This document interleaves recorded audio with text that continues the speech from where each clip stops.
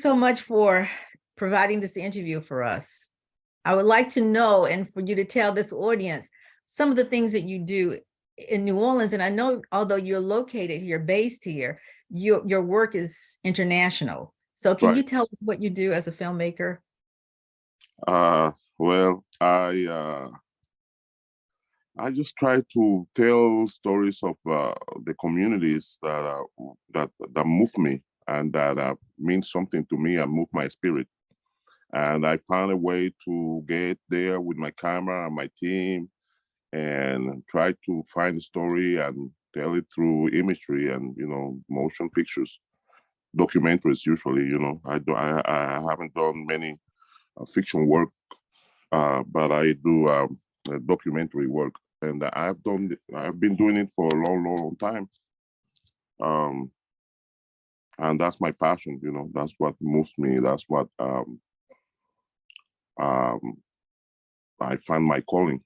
And New Orleans is, it's my community since I call New Orleans my stepmom, like Havana is my mom, then New Orleans is my stepmom, for lack of a better term. I could say an auntie, or you could say my godmother, but and then Santiago de Cuba is my auntie in terms of, I was born in Havana and I moved to New Orleans when I was 27 years old. And I've been in New Orleans 23 years now. Yes. No, 1 year in Virginia and then 22 years in New Orleans.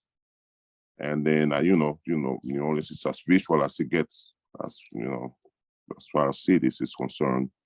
And the richness and the spirit is, hits you in the face the minute that you move there, or the minute that you visit, or the minute that you read a book and Yes, I agree. Yeah, and so it's hard for artists, a visual artist, or someone who is connected to that type of work, to be moved and inspired and do the work. You just have to, you feel the calling, you start working. Next thing you know, you're in trouble because you're in the middle of a huge project. You don't know where you're gonna find funding and support or this or that. And the older you get and the more experience and work you put out there, you can find more support and more partners. But at the beginning, it's hard and it's intimidating, but you just have to keep going. Yes. Can you tell us about some of the projects in New Orleans? For instance, I know that you produced one film called Chasing Dreams. Yeah, Chasing Dreams. That is it's really, really one that I really treasure in my heart, close to my heart. Is with the late one and only Leah Chase. Because every time I say the name and to anybody that knew her, their face light up because she was such a great individual, such a wonderful, wonderful chef and woman, and beacon of light and knowledge and wisdom. And we just were lucky to have the support for the John Mitchell Foundation and a dear friend and artist and mentor to me, Mr. Willie Birch. And they asked me to do something on Leah Chase and her artwork in the restaurant. It's a lot of African Americans visual artists there displayed all over the whole restaurant, the place, and even in the kitchen. People don't know, but in the kitchen there's a staff in the kitchen too. So about Ms. Chase, and then I know that you've done other work with the Second Line in New Orleans. I don't know if you've produced a full film, but I know there's lots of footage. I have a lot of footage. I was doing right after Katrina. Me and Royce produced one called Walking to New Orleans, which we had to, we recorded a lot of social and pressure clubs throughout the city. We did like 15 of them. So every day, every Sunday, I would go out there, and we got very familiar with all the clubs and the members, and the brass bands and the Second Line community in general. And it was more about covering they have returned to the city. You know, many members of our community were displaced. Of course, everybody knows the stories. Really heartbreaking. Many of them were in Atlanta, Houston, Alabama, you name it, as far as, you know, Nebraska sometimes, you know. And then sometimes they would just come down the weekend to participate on their parade, you know, and it was really, really touching to see them, all the effort that they put in, you know, coming back to preserve the culture. You know, sometimes they were as simple as that. It's just sometimes they couldn't afford to buy their outfits, you know, how well they dress for that occasion. It's once a year. Sometimes they could not afford, but they just get the plane ticket to come to be part of the second line, even though they were not dancing, you know, they were dancing, of course, but they were not part of the club, the spectacle that they put together. And it's so yeah, many stories of you know, specific individuals.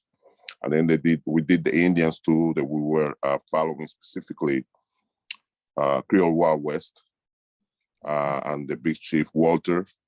I'm gonna forget many of the names because it's been a long time, you know, and you know, some people have passed away, some people have moved, some people never came back, you know. Some because eventually they found better opportunities, and you know, the kids were growing, going to school and stuff like that. You have to make tough decisions, but they come and visit. You know, they come to visit the city and visit sometimes, and I see them. Sometimes they don't recognize. One thing that this work of mine has is particularly interesting is sometimes I am the cinematographer and the director too. But most of the time I have the camera, and sometimes I am the editor too.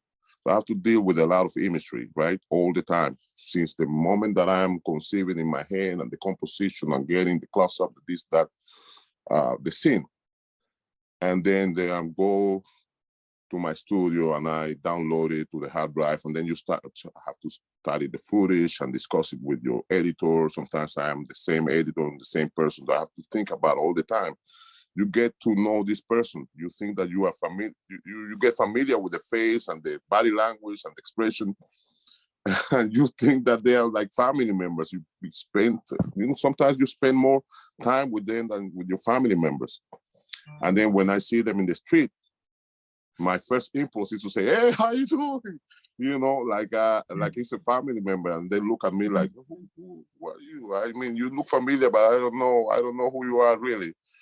And it never gets old, that feeling, you know, because you feel like they're part of your family, but they're not really. They are just like, you know, someone that you happen to be following, and they don't necessarily know that you are so close to them. Yes, you mentioned Royce Osborne, and I just wanted to call his name again because he was a filmmaker. Actually, he was the one who introduced me to you and to your work. Yeah. My mentor, my inspiration, and my partner in crime for many years. I miss him a lot. Almost every day, I miss him. I think of him, and I you know, he was my inspiration. I say with no hesitation. I remember I came here. It was like, I think in the year 2000, and I want to say 2002, I think so. And a friend of mine, another great guy, Christopher Poche West. Yes. You know, mentioned him. He's having some issues with his health right now. I pray that he makes it. You know, he's in the hospital. He's not doing. Anyway, photographer, extraordinary. Anyway, I was in the neighborhood. He had this studio, this iconic studio in the corner of Louisa and Burgundy. And then I passed by his studio. I'm looking at all these wonderful black and white pictures of Haiti and New Orleans, second line, all that kind of stuff. And then we made friends. And then he said, you know, as a matter of fact, a friend of mine has a party in his house. He and his wife just came back from Cuba. Would you like to come? I say, yeah. He said, yeah, they came back, I think, from Santiago, Cuba or something. They have a lot of crazy stories, man. I can't believe that. I want you to go there and challenge him to see if it's true or not, because they have a really special relationship, right? So he took me there and I met Royce and his wife, and there was a gathering of all the people. Of course, all the stories that they were saying, it was true. Cuba is that kind of place. You've been there, Oh, Freddie. yes, yes. Santiago, it's incredible. So anyway, but all that to say that Royce was finishing his masterpiece all in the Mardi Gras day. So he played for all of us in the party. He played a trailer. And when I saw the trailer, I mean, mind you, I'm in New Orleans for maybe like 2 years or so. And I'm still learning what is this, man? It's like a dream come true for me, Uh-huh. And then I'm watching that trailer. I say, man, that's what I want to do in life, That's why I realized that that's what I wanted to do in life. I was already working on TV as a cameraman, and I had a tremendous passion for still photography, but I had never made a film before.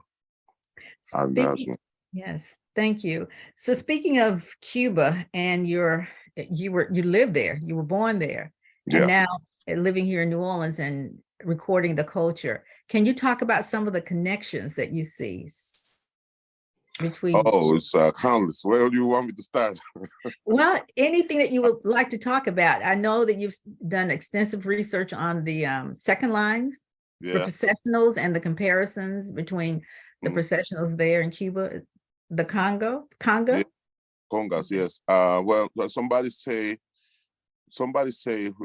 recently tried to compare my work on the second line and the Congas. They were introducing me in a group, in the interviews, I think. And then they say, Congas was like a second line on steroids. And it made me laugh, but I wouldn't say it that way, because in that way, I think that way makes it the second line lesser than the conga in terms of importance or intensity. I don't think it's that way. I mean, in terms of like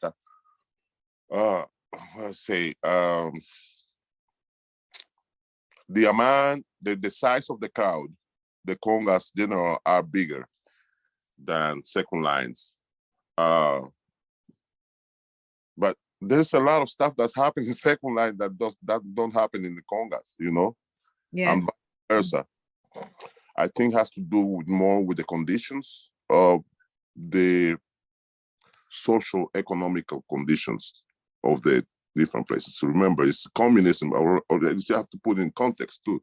Cuba is a communist island, and New Orleans, as different as it is from the rest of America, is still in America, where we have a capitalist system and a democracy. How does it? People might say, well, how does it? What does it have to do with politics? Yes, a lot. For example, in New Orleans, in the second line, you have people selling beer in the back, selling water, selling whiskey, whatever, dragging that thing. You don't have that in the conga in Cuba. People don't even have water to drink back there, and they are parading for 2, 3, 4 hours.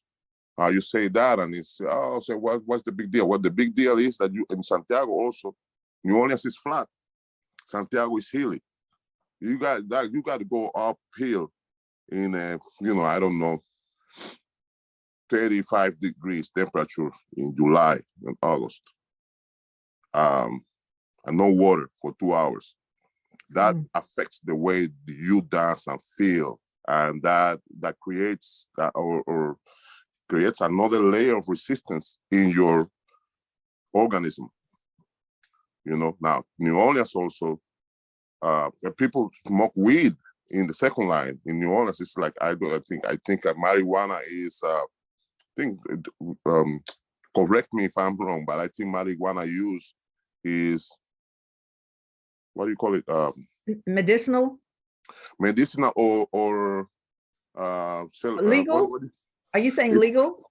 It's legal, but for recreational purpose. Recreational use. Recreational. I don't know. I'm not sure about in New Orleans or not, or Louisiana. But the fact is that people smoke back there, right? That affects also, the mood, the smell, the vibe. That's what I'm telling you, that the how it feels, how particular these kind of things can get you know. In Cuba, people don't, they don't smoke. Why is it? Because it's, I mean, you can get years and years in prison. It's no secret that, regimes like Cuba is a totalitarian regime. They imprison people for a long time if you don't obey, you don't follow the rules, Anyway, that, and then you have the difference that is, drums in Cuba, and then in New Orleans it's horns, brass, Yes. But the sentiment is the same. The liberation that you feel in your spirit is the same. You find the same kind of choral response, You find the same kind of liberation in terms of like people do what they want, They climb in the car, or they climb in the rooftops, and they climb. I said the other day I saw the craziest guy. They climb on the electric pole out there. It's crazy. I wish I had a Dangerous. picture of that, and he's dancing up there. I'm sure that the electric pole, I think it was there. There's no cables there. It's just that thing, but you wonder, how did he get there in the first place, up there, Anyway, in Cuba, people do crazy things too, as far as dancing. But that's, particularly with the second line. Then, you have this, the spirit of the people. The African diaspora has its, secrets that you are a scholar, you have studied this, probably you have the answer for that, but it never ceases to amaze me how we have this way to communicate. It's almost, unspoken gestures or manners, or even the way that you look at each other, make eye contact, and that's it. You don't have to say anything. The next thing is a smile, or I don't want to talk to you. That kind of thing. It's just, what I mean? And then when this smile, that the potential is that that person can be your life for the rest of your life. As a friend, or as an acquaintance, or whatever. It's a character that you see in the street every day, and you say hi, and then you don't even know their name, but you know that you vibed at that moment. And that happened to me in New Orleans, from the beginning when I moved there, and 20, how many years? 23 years later. 22 years later. Yes. It's the same. You just launched a new project, a new film. Can you tell us about your film? Yeah. After many, many years, over a decade, about, to be precise, around 15 years ago, we started, you're going to Santiago. We started like investigating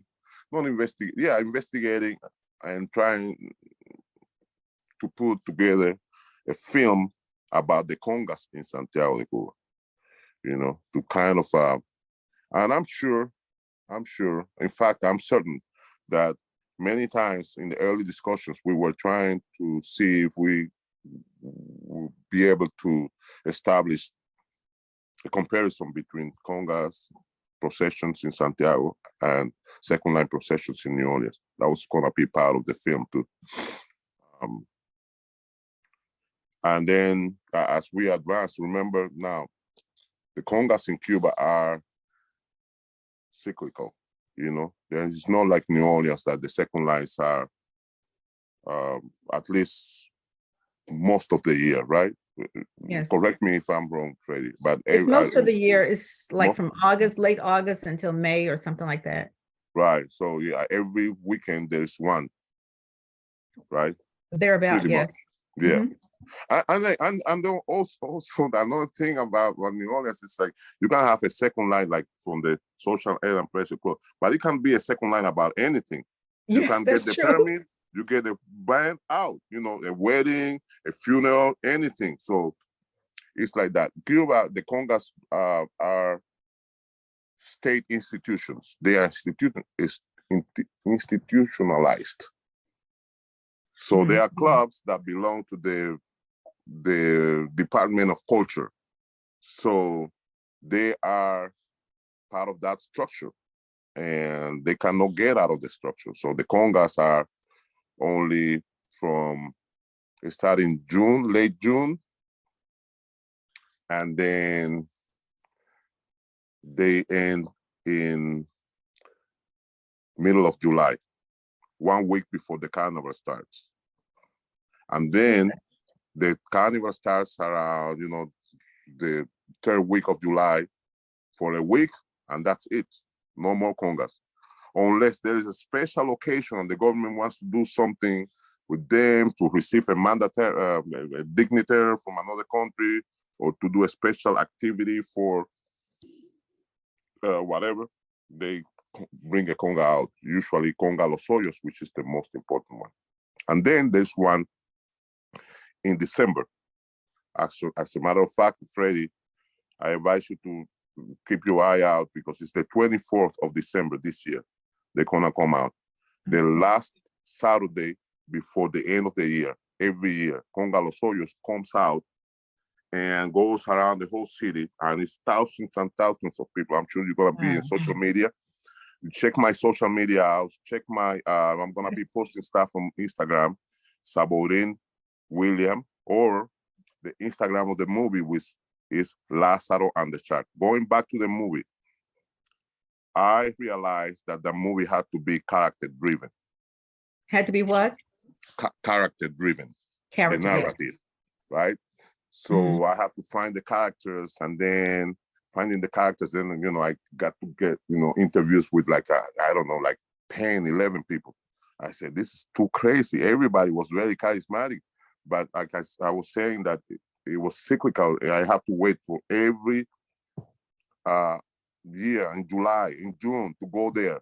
And then by the time you get there, somebody died, or somebody, cut the dreadlocks. There was no continuity. So it was driving me crazy. And then eventually I find out my fixer and my man in Santiago was Lázaro. He was helping us with this and that, and he was always hanging out with us every year. And by the year 2013, I find out that his wife is pregnant with triplets. I say, this is it. And she's supposed to go to Venezuela to stay there for 3 years. And I'm asking him, and is she gonna go to Venezuela? She said, yeah, we already talked about it, and she has to go, she's gonna go. And leave the kids here with you, little kids. He said, yeah. I said, oh, no, it's gonna start to capture this. And then we started filming, and then Lázaro was so magnetic and so extremely attractive and charismatic guy. And he was also the boss of Conga Los Hoyos, or at least the son of the boss. He was the second director. And they had this really wonderful and intense rivalry with across town San Agustin, Conga San Agustin, which is historical rivalry. And I say, I have my conflict, I have my charms, I have my little babies, I have the loving couple separated. And then I had another character was the villain, the antagonist, which was the rival Conga. That's Tiburón, that's the shark. So the movie is called Lázaro and the Shark. It's about rivalry, it's about competition, you have the tension, but most importantly, what it has is the daily life of people in Cuba, in Santiago de Cuba, which is very different from Havana. In Havana, you have to watch the movie, but people get it. Most of the material and the documentaries and stuff that we've seen historically been in Havana. It's just like Buena Vista Social Club, this and that, these documentaries and movies that you've seen, Fresa y Chocolate, the Epicenter. There's another film that they won the jury award in Sundance last year, or a couple of years ago. This is all Havana centric, This is like you have the American cars, Malecon, Santiago is totally different, It's like mostly African there, You have the Conga, which huge element, and then you have a lot of poverty. It's really far away from Havana in terms of, Cuba being the geography of Cuba and the infrastructure being so messed up for many years. It can take you like 18 hours to get there sometimes or more in a car. And it's a trip that should be in any other country, it should be like 6-hour drive. It's like 3 times as well. And then you get there and then, you hit with that excellent, wonderful, amazing African traditions, unique only in that part of Cuba. Mhm. you know, very close to many ways to New Orleans, you know, because of the Haitian element, you know, the 1812 revolution in 80, a lot of them, and even before that, uh, Yes. they were immigrating to Cuba. No, it was not even immigrating. It was the natural, um, what do you call it? Natural movement of in these islands. You know, you go there to work and then you come back home and then bam, bam, bam, bam. And then it was same happening in New Orleans. You know, New Orleans, it was the port. But in Santiago, there was a port in Santiago too. And then it was Puerto Príncipe in Haiti. And so there was the communication. And so a lot of traditions still alive here in Santiago. And I feel at home. Yes, it The was film. Mm-hmm. very, very nice. The connections Yeah. were easy to make Yeah. Between New Orleans and even in some parts of Africa as well. You know. Yes, yes, exactly. Yeah, Yes. exactly. The film we just premiered the film about about a month ago in the U.S. largest documentary film festival in New York. It's called Doc NYC, Yes. and it was a wonderful, wonderful premiere. The film sold out. The 2 screens that we had was the first film to sell out in. And you know, it was like over 200 films. Wow. And yours was so how do First one to we sold out. see that? Is it available? Tell us what to look for, how to look for Well, it. first it's a process, right? It's a process I don't because know. we just, you know what I'm going to tell you. We just premiere, right? And now we are looking for, obviously, you know, that's everybody's dream is a distribution, global distribution. That's what we are concentrating on right now. Hopefully, fingers crossed, we get a deal. We can distribute it all over the world. In that way, you can be able to watch it. You know, it's probably platforms like Hulu or, you know, Okay. Amazon or Netflix or whatever, you know, you find out soon. But other than that, we're going to be in other festivals. Yes. We try to do the European premiere. We're trying to pick now we're getting a lot of invitation from different festivals. And we're trying to, you know, you have to be strategic where to do that. And this is the first really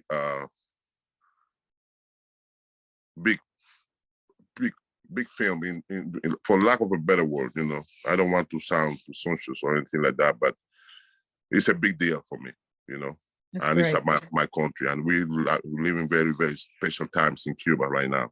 So like almost on the crossroad, and in the whole world, you know. But and also have to do a lot with my history as an artist and many years involved in this film with the community.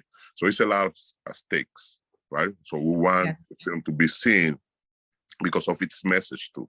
You know, it's an updated, no BS portrait or window into Cuba and Afro-Cuban culture in the blackest city in the island. You know, so it's unique in that perspective. And there is no talking heads. It's just all the characters naturally, verite style that they call it. They're moving around, they're living their life. You can see in the trailer a snippet of it. And then there is also even a character who doesn't live in Cuba. That's the 4th character. That he doesn't live in Cuba. He lives in Miami, but he's Cuban. And he was born in that neighborhood. And even though he came to find freedom here in America, there's something missing. Something is still missing, you know. So he keeps going every year back to reconnect with that is missing here in Miami or South Florida. And then there's another character that is a poet. And the poet teaches a lot, you know. He's like chronicles the reality of Cuba. And then he writes poems or verses, and then he chants it in the conga parades every time. And he has a committee of people who wait for him to get there. You know, he drinks a little bit of rum and he gets pumped up, and then he goes and he hits the street, you know, chanting, and a lot of people chant, and then of course they get in trouble because some of the chants are, you know, challenging the the authorities, and then I will tell you more because then I tell you what happens. The turning point in the film is part of that, and then you see more and more and more. You get deeper and deeper and deeper into the drama and the vicissitudes and also remember, this is a competition. At the end, the climatic scene is a competition. So the shark and Lazaro are going to battle each other for a slice of carnival glory. Because Conga of San Agustin is competing with Conga del Soyo. There's all the Congas, but these are the most famous one. So we'll be able to put the link at the end of this interview. Yeah, not to the film, but to the trailer. To the trailer. Yes, to the link to the website. And the website you can find more, not only about the synopsis and about the team and about the history of the project, but also there's like many. We did like vignettes of little videos of outtakes and deleted scenes of the film. Mm-hmm. You can watch, and get the vibe of the characters who are there. They see the world of what we've been talking about, of Santiago, of the Congas, and some moments of the characters that were really, really wonderful and very well captured, very well edited. But we have so much that we couldn't make a 4-hour movie, Yes. Not Scorsese that gets away with that, or Quentin Tarantino. I had to make, films that keep people watching. And then, make my point. And I think this film, is special. Well, thank you for giving us the link to the trailer. Yes. And we'll look for the film to be in the New Orleans Film Festival. Yes. Should be here. Yeah. It should be there.